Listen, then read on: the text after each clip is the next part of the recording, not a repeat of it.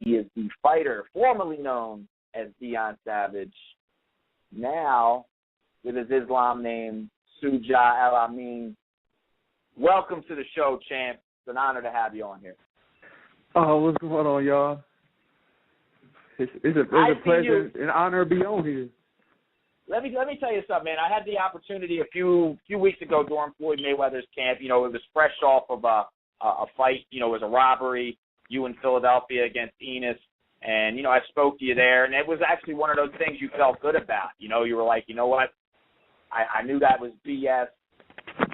And now, you know, look what happens, man. I seen you 2 weeks ago at a fight at Texas Station in Las Vegas, and, you know, your smile was going ear to ear, man. You had your newly shiny belt draped over your arm, and it made me feel good, man. You know, that's the one thing I got to say. This is no homo. This is no homo, Shujaa. I keep messing up calling you Brother Deion, so don't hold it against me with the new name. It's just something we're going to have to get adjusted to.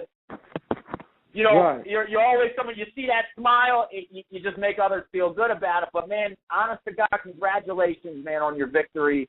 And you proved a lot of doubters wrong. You went in there and beat that punk Irish Joe McCready, very tough fighter. You went in his hometown and became new USBO super middleweight champion. How's that feel? Thank you, brother. It feel real good, man. You know, what really got me up, man, is the disbelievers. And me fighting for my father's innocence, man, of him being innocent in prison. He's been there for 15 years. So that's what really gives me energy, and that's what gives me the spirit of never quitting and never giving in. So I went in there with that type of energy to defeat Joe McCready. You know, Joe McCready came to fight. He was a straight brawler. He came to fight, but in my mind, I was like, man, he's not about to whoop me. He's not about to whoop us, because I fight for a cause that's bigger than me and him. So, you know, I just didn't go in there with myself, thinking about myself. I went in thinking of others, you know, especially my dad, and especially people that have suffered the same way I have suffered. So that's one of the reasons why I fight the way I do. Now, what's your cause? We were actually, before you came on, we were actually talking about men and just individuals being falsely accused / incarcerated.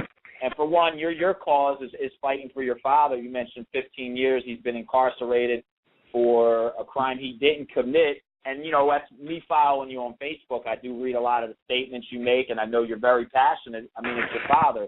Can you elaborate on some of that? I don't know if that's a touchy subject, but can you educate our listeners on the situation as far as your father goes? Well, they say, you know, they said they got my father for selling drugs, but they never found no drugs on my dad. We got the material witness confessing up on the table. Really, he called my phone, my voice message, and he left a lot of messages on my phone. The man that lied on my dad, but he told me on my voice message everything was orchestrated. That the police made him do it, because if they wouldn't have made him do it, they would have gave him this amount of time. And he's saying it's all on his tape. He was saying he never sold drugs to my dad, and everything was like orchestrated. You know, my dad was never like a drug dealer. So we got all this proof, and we sent it in to the court, but they refused to let my dad go. So that's why I could continue to fight to try to bring light to my father's case, because you have a lot of people in prison that's like that. You know, and my father, he was a businessman. You know, he had 3 party stores, and he was a businessman. He was a great man. And he was also a stand-up type man, too. And that's what the police didn't like. So they got together and you know, set up my father and lied on my dad. And that's what got him sent away. They gave mandatory life without no parole. And you got people that get caught with cocaine, like Paris Hilton in here in Las Vegas. They even saw it on her face and gave her a slap on the wrist. But with my dad, man, they gave mandatory life with no parole, never even found no drugs. And you know, to me, that's not justice. That, you know, and that's my condolences to you, Brother Shujaa, because that's an injustice and that's a tragedy. I mean, to you, your father, your family, I couldn't even imagine. And you know what? For someone like yourself to stand up, and I know you're not afraid to say anything. I mean, I see it all the time, and And I can only, the only thing I can do is, support the cause. I mean, your father did not commit a crime. He's got a child out there, that's fighting for him that he doesn't get to see every day, and he's got a grandchild. Another cause you're fighting for is your son. You know what I'm saying? Right. And I do it. That's my condolences to you and your family over this injustice. And you look around the country, and it happens every day, man. And it's a damn shame. Profiling and corrupted politicians and corrupted law enforcement. They just find somebody and decide to pick on them. You rub somebody the wrong way. If it's somebody who's a figure in a community, they pick on them. I mean, look at it like this. You're a figure in your community. I know in Las Vegas, in the Muslim community, anybody ever hears my involvement in boxing, they always, and I remember Brother Deion Savage, and I was like, oh, yeah, I know him. He's talented. They always talk about you in high spirits. And you figure like this, you're a figure in especially the Muslim community out here in Vegas. Right. I know you're also from Michigan. Right. I mean, does that worry you? You're a champion in boxing. You're a public figure. That happens to your dad. You're not one to keep your mouth quiet. You're not one to keep your mouth shut or be quiet. You have the amendment in living in this country to say what you feel, say what's on your mind.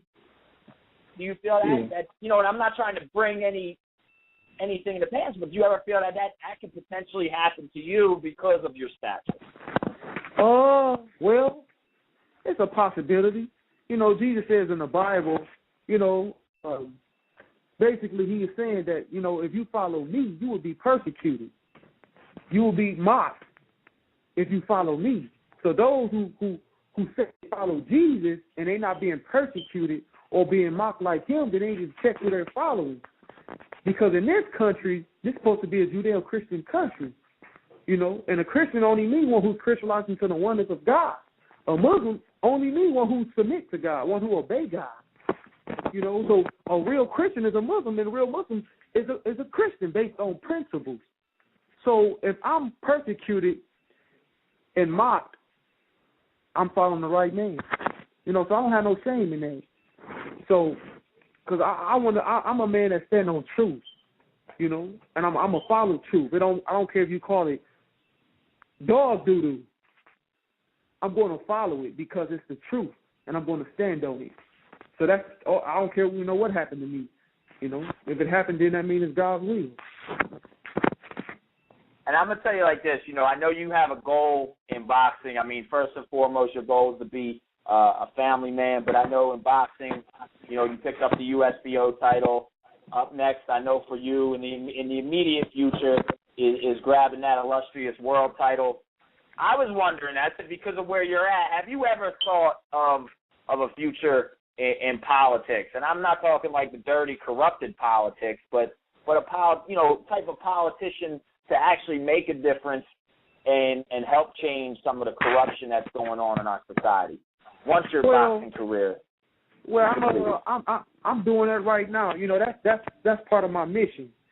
It's to free my dad and also to go back to my city, Flint, Michigan, and rebuild my city. Because when I was growing up, they had a lot of stuff to do for the children. We had basketball. We had basketball courts. We had IMA. We had the YMCA. We had a lot of stuff going back in the day, but they took all that away from us. They took our hoops down, our rims down. Closed our schools down. So the city then went crazy. It became a terror city now because they took everything away from us. What we supposed to do?